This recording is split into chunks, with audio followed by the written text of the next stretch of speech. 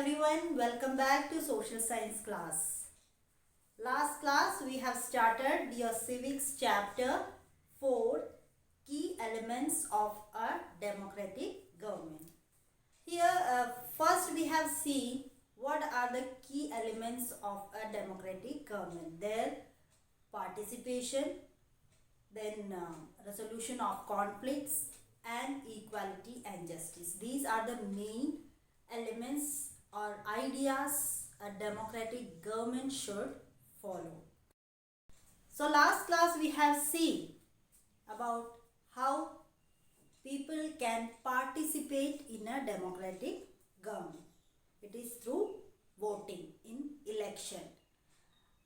Along with that, if we are not happy with the works of the government, people can protest through rallies, signature campaign. All these we have studied in the last class. Today's class we are going to see about why the resolution of conflicts important in a democratic government, where people of different caste, creed, religion living together, some conflicts occur. So this is the responsibility of a government to resolve all these conflicts. And also equality and justice are the main elements of a democratic government. Disputes and conflicts are inevitable in a society or a country.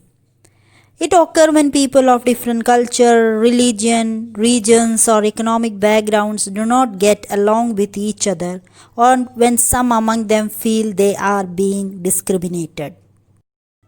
People may use violent means to settle their differences. This leads to fear and tension among others living in an area.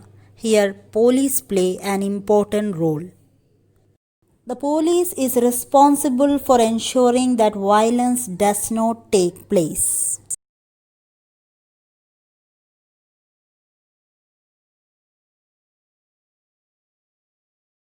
Rivers too can become a source of conflict between states. A river may begin in one state, flow through another, and end in a third.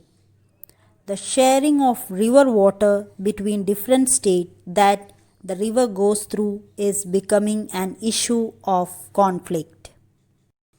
You may have heard about the Kaveri water dispute between Karnataka and Tamil Nadu.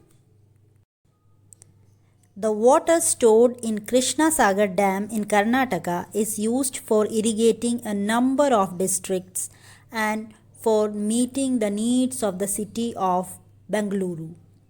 The water stored in Mettur Dam in Tamil Nadu is used for crops grown in the delta region of that state. A conflict arose because both dams are on the same river. Both the states couldn't get as much water as they needed for people in their states. Here, central government had to step in and resolve this conflict between these two states. Equality and justice. One of the basic ideas of a democratic government is commitment to equality and justice. In a democracy, no discrimination is made on the basis of caste, creed, color, or birth. All are equal before law, and same law apply to all people. All are given equal opportunities. The earlier practice of untouchability is now banned by law. This group of people were denied education, transport, or medical facilities, and even the chance to offer prayers. Dr. Bhimrao Ambedkar and many others like him realized that such practices must not continue and that justice can only be achieved when people are treated equally. The government makes special provisions for groups within society that are unequal. In our society, there is a general tendency to value and care for the boy child more than the girl child. This means that society does not value the girl and boy child equally, and this is unjust.